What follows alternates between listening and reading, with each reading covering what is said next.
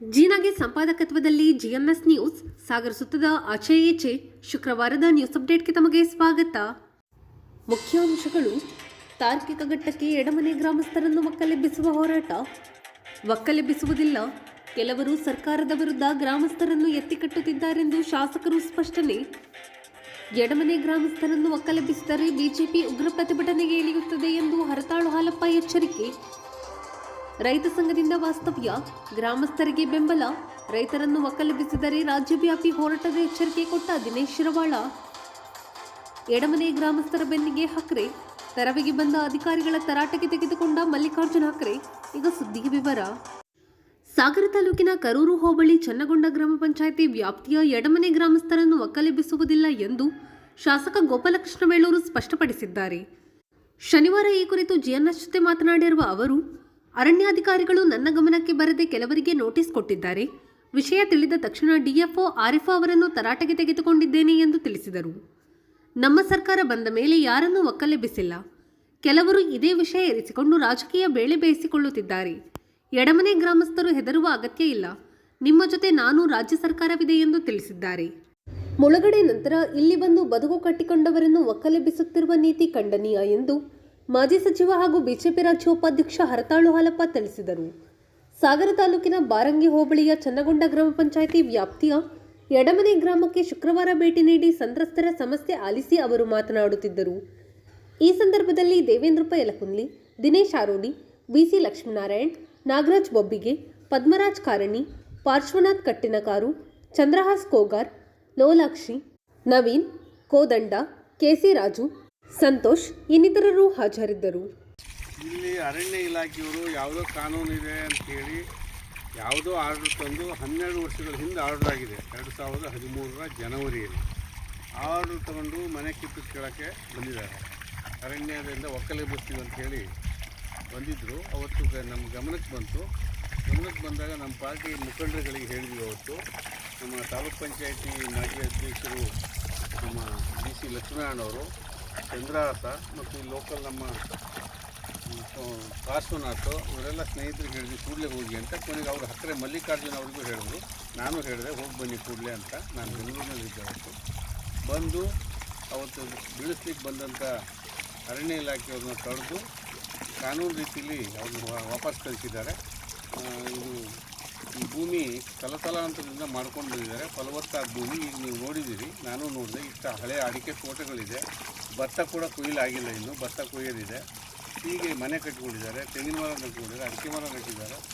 ಇವ್ರದ್ದೇ ಭೂಮಿ ಅದು. ಕಾನೂನಿನಲ್ಲಿ ದಾಖಲೆ ಸರಿ ಇಲ್ಲ ಅಂತೇಳಿ ಇವ್ರನ್ನ ಒಕ್ಕಲೆಬ್ಬಿಸೋದು ಸರಿಯಲ್ಲ.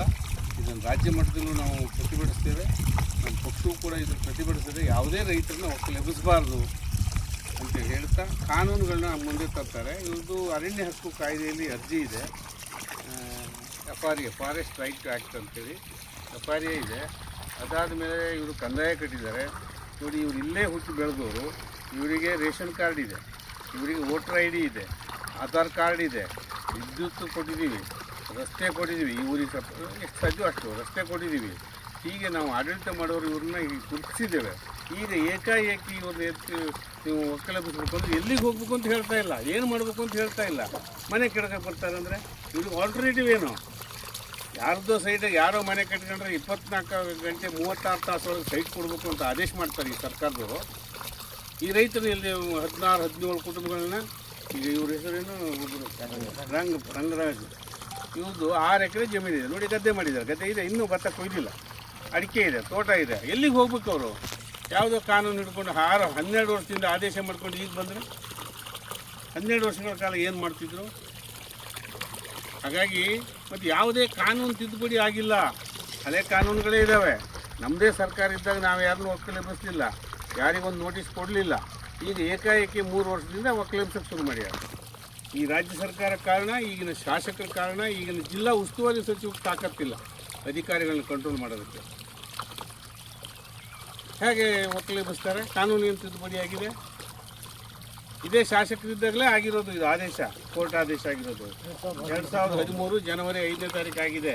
ಯಾರಿಗೆಲ್ಲ ಈಗ ಕಣ್ಣು ನೋಡ್ಸೋದು ಬೇಡ. ಅದರಿಂದ ಇವ್ರನ್ನ ಒಕ್ಕಲಿಸ್ಕೂಡ್ದು ಇವ್ರಿಗೆ ಪರಿಹಾರ ಯಾರು ಉಳುವವನೇ ಹೊಲದೊಡೆಯ. ಅವ್ರಿಗೇನು ಗೊತ್ತು ನೋಡಿ, ಇವ್ರು ವಿದ್ಯಾವಂತರಲ್ಲ, ಇವ್ರ ಅಪ್ಪ ವಿದ್ಯಾವಂತರಾಗಿರಲಿಲ್ಲ, ಇವ್ರ ರಾಜ್ಯದಂತೂ ಇನ್ನೂ ವಿದ್ಯಾವಂತರಾಗಿರಲಿಲ್ಲ. ಕೆಲವು ತಿಂಗಳಗಡೆ ಆದಾಗ ಇಲ್ಲಿ ಬಂದು ಮಾಡ್ಕೊಂಡಿದ್ದಾರೆ. ಸರ್ಕಾರ ಹೇಳ್ತು ಎಲ್ಲೆಲ್ಲಿ ಸಾಧ್ಯ ಇದೆ ನೀವು ಇಲ್ಲಿ ಖಾಲಿ ಮಾಡಿ, ನೀರು ತುಂಬ್ತದೆ, ಅಲ್ಲಿ ಹೋಗಿ ಎಲ್ಲೆಲ್ಲಿ ಜಮೀನು ಸಾಧ್ಯ ನೀರಿದೆ ನಿಮ್ಗೆ ಅನುಕೂಲ ಇದೆ ಅಲ್ಲಿ ಮಾಡ್ಕೊಳ್ಳಿ ಅಂದರು. ನಾವು ಹೊಳೆ ಕಬ್ಬದ ಹೋಗಿ ಮಾಡ್ಕೊಂಡ್ವಿ, ಇವ್ರು ಇಲ್ಲಿ ಬಂದು ಮಾಡ್ಕೊಂಡಿದ್ದಾರೆ. ಇವ್ರದ್ದೇನು ತಪ್ಪಿದೆ? ಉಳುವವನೇ ಹೊಲದೊಡೆಯ. ಇವ್ರಿಗೇನು ಗೊತ್ತಿದೆ? ಇದು ಅರಣ್ಯ ಭೂಮಿ, ಅರಣ್ಯದಲ್ಲಿ state forest, minor forest, wild life ಅಂತ ಗೊತ್ತಿಲ್ಲ. ಗೋಮಾಳ, ಗ್ರಾಮ ಠಾಣ, ರೆವಿನ್ಯೂ ಅಂತ ಗೊತ್ತಿಲ್ಲ, ಮಾಡ್ಕೊಂಡಿದ್ದಾರೆ ಆ ಕಾಲದಿಂದ. ಉಳುವವನೇ ಹೊಲದೊಡೆಯ. ಮತ್ತೆ ಏನಾದರೂ ಅರ್ಥ? ನಾವು ಉಳ್ತಾ ಇದ್ದಾರೆ, ಅವರೇ ಓನರು. ಮತ್ತು ಉಳಿದಿದ್ದೆಲ್ಲ ಆಮೇಲೆ ನೋಡೋಣ. ಇದನ್ನು ಸುಪ್ರೀಂ ಕೋರ್ಟ್ ಅವರು. ರೈತ ಸಂಘದ ನಡೆ ಎಡಮನೆ ಕಡೆ ಘೋಷವಾಕ್ಯದೊಂದಿಗೆ ಎಡಮನೆ ಗ್ರಾಮದ ಸ್ಥಿತಿಗತಿಯನ್ನು ರೈತ ಸಂಘ ಅರಿತುಕೊಂಡಿದೆ. ಶುಕ್ರವಾರ ನಮ್ಮ ತಂಡವು ಎಡಮನೆಗೆ ಬಂದು ವಾಸ್ತವ್ಯ ಮಾಡಿ ಇಲ್ಲಿನ ಜನರ ಕಷ್ಟವನ್ನು ಕೇಳಿದೆ ಎಂದು ಜಿಲ್ಲಾ ರೈತ ಸಂಘದ ಅಧ್ಯಕ್ಷ ದಿನೇಶ್ ಶಿರವಾಳ ತಿಳಿಸಿದರು. ಸಾಗರ ತಾಲೂಕಿನ ಬಾರಂಗಿ ಹೋಬಳಿಯ ಚನ್ನಗೊಂಡ ಗ್ರಾಮ ಪಂಚಾಯಿತಿ ವ್ಯಾಪ್ತಿಯ ಎಡಮನೆ ಗ್ರಾಮಕ್ಕೆ ಶುಕ್ರವಾರ ಭೇಟಿ ನೀಡಿ ಅಲ್ಲಿನ ವಾಸ್ತವ್ಯ ಮಾಡಿ ಅವರು ಮಾತನಾಡುತ್ತಿದ್ದರು. ಈ ಸಂದರ್ಭದಲ್ಲಿ ರೈತ ಸಂಘದ ಪ್ರಮುಖರು ಹಾಜರಿದ್ದರು.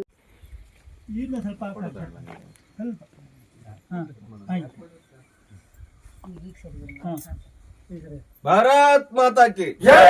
ಇನ್ಕಿಲಾಬ್ ಜಿಂದಾಬಾದ್, ಇನ್ಕಿಲಾಬ್ ಜಿಂದಾಬಾದ್. ಕರ್ನಾಟಕ ರಾಜ್ಯ ರೈತ ಸಂಘಕ್ಕೆ ಜೈ, ಕರ್ನಾಟಕ ರಾಜ್ಯ ರೈತ ಸಂಘಕ್ಕೆ ಜೈ.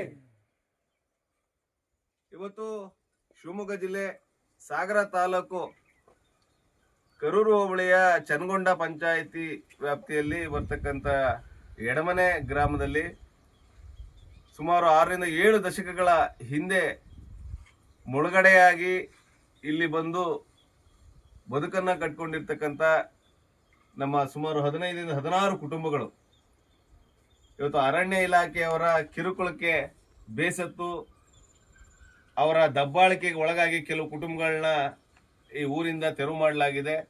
ಇನ್ನು ಉಳಿದಂಥ ಕುಟುಂಬಗಳನ್ನು ಕೂಡ ತೆರವು ಮಾಡಲಿಕ್ಕೆ ದಿನನಿತ್ಯ ಅರಣ್ಯ ಇಲಾಖೆಯವರು ಪ್ರಯತ್ನ ಪಡ್ತಾ ಇರ್ತಕ್ಕಂಥ ಈ ಸಂದರ್ಭದಲ್ಲಿ ಅನೇಕ ಸಂಘ ಸಂಸ್ಥೆಯವರು, ರಾಜಕೀಯ ಕೆಲವು ಮುಖಂಡರುಗಳು, ಬೇರೆ ಬೇರೆ ಹೋರಾಟಗಾರರು ಎಲ್ಲರೂ ಕೂಡ ಈ ಊರಿಗೆ ಬರ್ತಾ ಇರತಕ್ಕಂಥ ವಿಚಾರ ತಿಳಿದು ನಮಗೂ ಕೂಡ ಆತಂಕ ಆಯಿತು. ನಮ್ಮವ್ರನ್ನ ರಕ್ಷಣೆ ಮಾಡ್ಕೊಳ್ಳೋ ದೃಷ್ಟಿಯಿಂದ ನಾವು ನಿನ್ನೆ ದಿನ ಈ ಗ್ರಾಮಕ್ಕೆ ಬಂದು ಇಲ್ಲಿ ವಾಸ್ತವ್ಯ ಹೂಡಿದ್ದೇವೆ.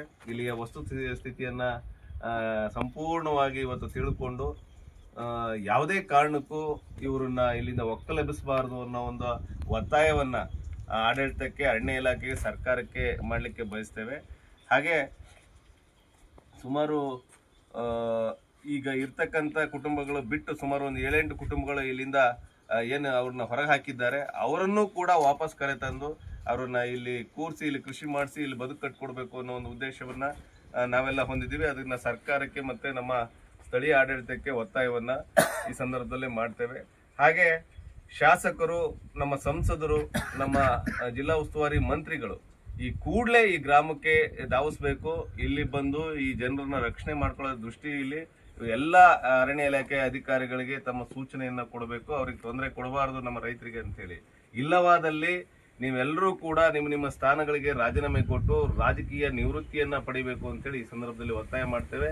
ಹಾಗೆ ಸುಮಾರು ಇವರು ಇಲ್ಲಿ ಬದುಕಿರ್ಲಿಕ್ಕೆ, ಇವರ ಕೃಷಿ ಮಾಡಿರ್ಲಿಕ್ಕೆ ಅಡಿಕೆ ತೋಟಗಳು, ತೆಂಗಿನ ಮರಗಳು, ಹಲಸಿನ ಮರಗಳು, ಮಾವಿನ ಮರಗಳು, ಅದೆಷ್ಟೋ ವರ್ಷಗಳಿಂದ ಕಟ್ಟಿರ್ತಕ್ಕಂಥ ಮನೆಗಳು, ಕೊಟ್ಟಿಗೆಗಳು, ಬಾವಿಗಳು ಎಲ್ಲ ಇರೋದ್ರಿಂದ ಇಲ್ಲಿ ಎಲ್ಲಾ ರೀತಿಯ ಹಕ್ಕು ಇವರಿಗೆ ಬದುಕಲಿಕ್ಕೆ ಇದೆ. ಎಲ್ಲಾ ರೀತಿಯ ಹಕ್ಕು ಬದ್ಧತೆಗಳು ಇವರಿಗಿದೆ.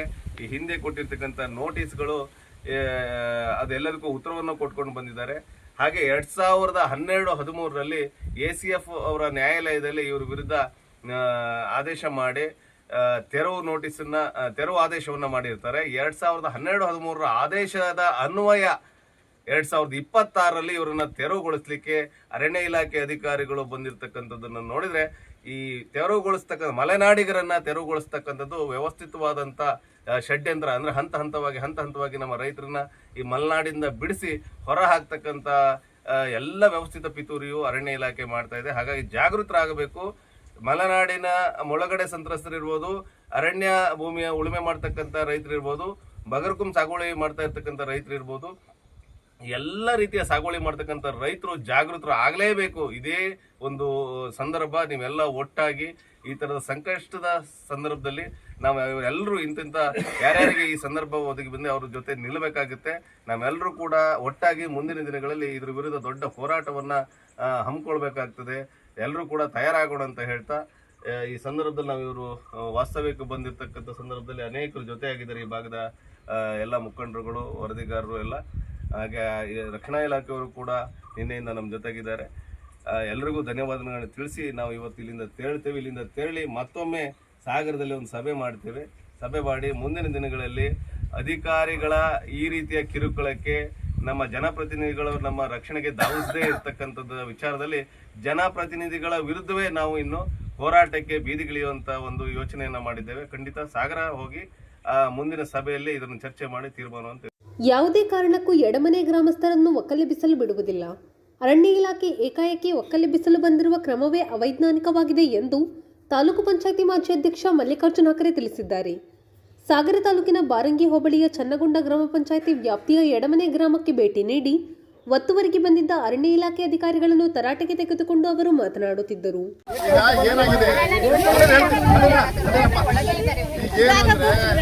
ಸರ್ಕಾರ ರೇಂಜರಿಗೆ ಇಷ್ಟಿಷ್ಟು ಎಕರೆ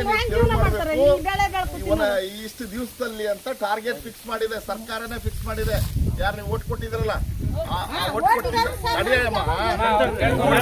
ಕೊಟ್ಟಂತ ಸರ್ಕಾರ ನೀವು ಇಷ್ಟು ತಿಂಗಳಿಗೆ ಇದನ್ನಿಷ್ಟನ್ನ ಎಷ್ಟು 200 ಎಕರೆ ಕೊಟ್ಟಿದೆ ಅಂದ್ರೆ 200 ಎಕರೆನ ತೆರವು ಮಾಡಬೇಕು ಅಂತ ಹೇಳಿ ಕೊಟ್ಟಿದ್ದಾರೆ. ಅಂದ್ರೆ ಅವ್ರು ತೆರವು ಮಾಡಬೇಕು ಅಂತ ಆದೇಶ ಮಾಡಿದ್ದಾರೆ. ಅವ್ರು ಹಂಗಾಗಿ ಹುಡುಕಿ ಎಲ್ಲಿದಾವ ನೋಡಿ ಅವ್ನು ಹುಡುಕಿ ಅವ್ನು ತೆರವು ಮಾಡ್ತಾ ಇದ್ದಾರೆ. ಅದಕ್ಕೆ ಅವಕಾಶನ ಕೊಡೋದಕ್ಕೆ ಸಾಧ್ಯ ಆಗೋದಿಲ್ಲ. ಅವ್ರು ರಕ್ಷಣೆ ಕೊಡ್ತೀವಿ ಅಂತ ಈ ಸರ್ಕಾರ ಬರೋದಕ್ಕಿಂತ ಮುಂಚೆ ಕುಂಸಿಯಿಂದ ಶಿವಮೊಗ್ಗದವರೆಗೆ ಪಾದಯಾತ್ರೆ ಮಾಡಿ ಸಿದ್ದರಾಮಯ್ಯ ಮತ್ತೆ DK ಶಿವಕುಮಾರ್ ನಾವು ಅವ್ರ ಜೊತೆಗೆ ಇದ್ವಿ. ಪಾದಯಾತ್ರೆ ಮಾಡಿದ್ವಿ. ರಕ್ಷಣೆ ಕೊಡ್ತೀವಿ ಅಂದಿದ್ವಿ, ಹಕ್ಕು ಕೊಡ್ತೀವಿ ಅಂದಿದ್ವಿ, ಮುಳುಗಡೆ ರೈತರಿಗೆ ಹಕ್ಕನ್ನು ಕೊಡ್ತೀವಿ ಅಂದಿದ್ವಿ, APCಲಿ ಇರೋರಿಗೆ ಹಕ್ಕು ಕೊಡ್ತೀವಿ ಅಂದಿದ್ವಿ, ಫಾರೆಸ್ಟಲ್ಲಿ ಇರೋರಿಗೆ ನ್ಯಾಯ ಒದಗಿಸ್ಕೊಡ್ತೀವಿ ಅಂದಿದ್ವಿ. ಅವರೇ ಇನ್ನು 2 ವರ್ಷ ಇರ್ತಾರೆ. ಹಂಗ ರಕ್ಷಣೆ ಸಿಗ್ಲೇಬೇಕಲ್ಲ. ಅವ್ರು ಹೇಳಿದ್ದು ಒಂದು ಮಾಡಿದ್ದು ಅಂತ ಈಗ ನೋಡಿದ್ರೆ ಒಕ್ಕಲೆಬ್ಸೋದಕ್ಕೆ ಆದೇಶ ಮಾಡಿದೆ ಇದೇ ಸರ್ಕಾರ, ಇದೇ ಜನಪ್ರತಿನಿಧಿಗಳು. ಎಲ್ಲೋದ್ರು ಅವರು? ಅದಕ್ಕೆ ಅವ್ರಿಗೆ ಹೇಳಿದೀವಿ. ಈಗ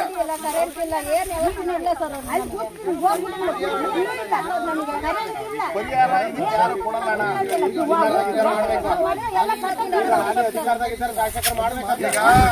ಈಗ ಅರಣ್ಯ ಅಂತ ಇರೋದಕ್ಕೆ ಹಕ್ಕನ್ನು ಪಡಿಬೋದೇ ವಿನ ನೀವು ಹಕ್ಕನ್ನು ಪಡಿದೇನೆ ಹಕ್ಕಿಲ್ದೇ ಇರೋದಕ್ಕೆ ಪರಿಹಾರ ಪಡೆಯೋದಕ್ಕೆ ಅವರ ಇದರಲ್ಲಿ ಕಾನೂನು ನಡೀಲಿ ಅವಕಾಶ ಇದೆಯೇನ್ರಿ? ಕಾನೂನಲ್ಲಿ ಅವಕಾಶ ಇಲ್ಲ ಕೊಡಕ್ಕೆ.